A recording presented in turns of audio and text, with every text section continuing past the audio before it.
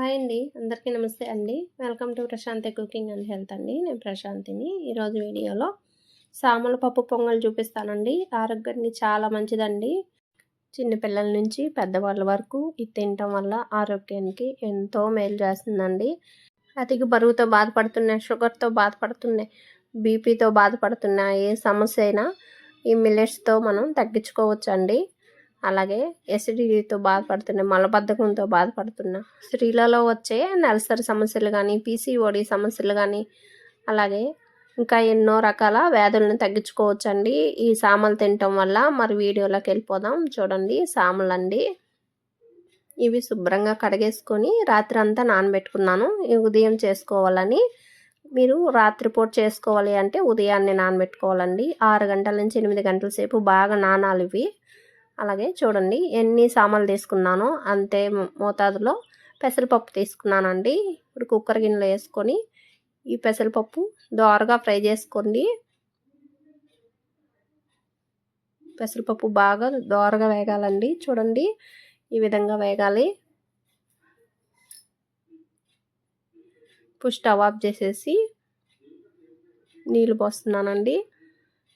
ఈ పప్పును శుభ్రంగా కడిగేసుకోండి. నీళ్ళన్నీ ఉంచేసి పెసరపప్పు కానీ సామలు కానీ మనం ఎంత మోతాదులో తీసుకున్నామో అంతే నీళ్ళు తీసుకొని 4 కప్పులు పోస్తున్నానండి.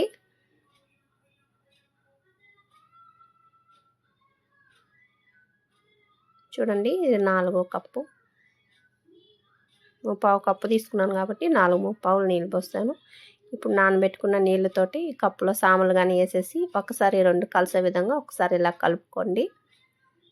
కలిపేసి పైన మూత పెట్టేసి లిడ్ పెట్టేసి స్టవ్ వెలిగించుకొని మీడియం ఫ్లేమ్లో ఒక 5 విజిల్స్ రానిచ్చానండి. చూడండి, కుక్కర్లో ఉండే హీట్ మొత్తం పోయాక ఒకసారి గిన్నె తీసుకొని ఇదంతా ఇలా కలుపుకోండి. సామలతో చేసింది బాగా రుచిగా కూడా ఉంటుందండి. మిల్లెట్స్ అన్నిట్లలో సామలతో చేసింది బాగుంటుంది.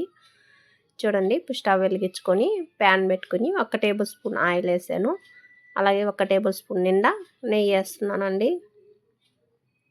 ఈ 2 వేయటం వల్ల బాగా రుచిగా ఉంటుందండి. పోపు వల్లే బాగా పప్పు పొంగల్ రుచిగా వస్తుంది.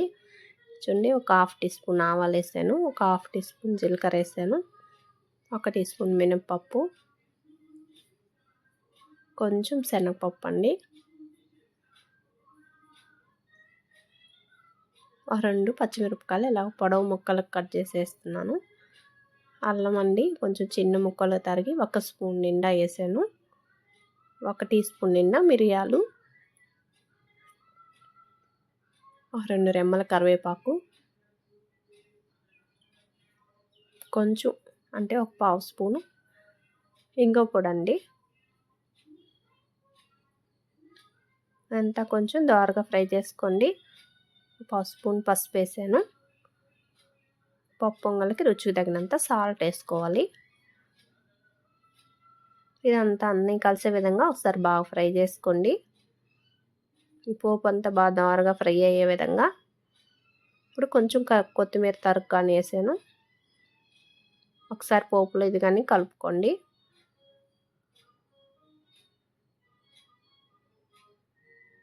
ఇలా వేగిన తర్వాత స్టవ్ ఆఫ్ చేసేసి ఈ పొంగల్లో వేసుకోవటమేనండి.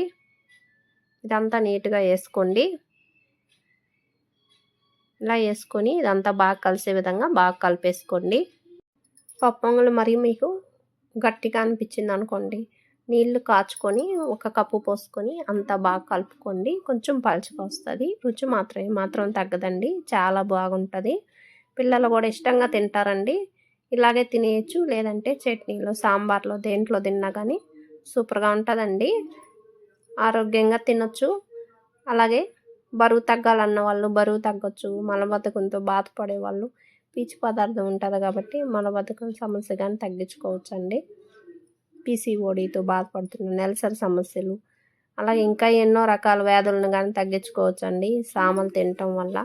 బీపీ కానీ షుగర్ కానీ కంట్రోల్ చేసుకోవచ్చు. అలాగే ఎసిడిటీ కానీ అజీర్ణ సమస్యలు ఇవన్నీ తగ్గించుకోవచ్చండి. చెడు కొలెస్ట్రాల్ను కానీ తగ్గించుకోవచ్చండి.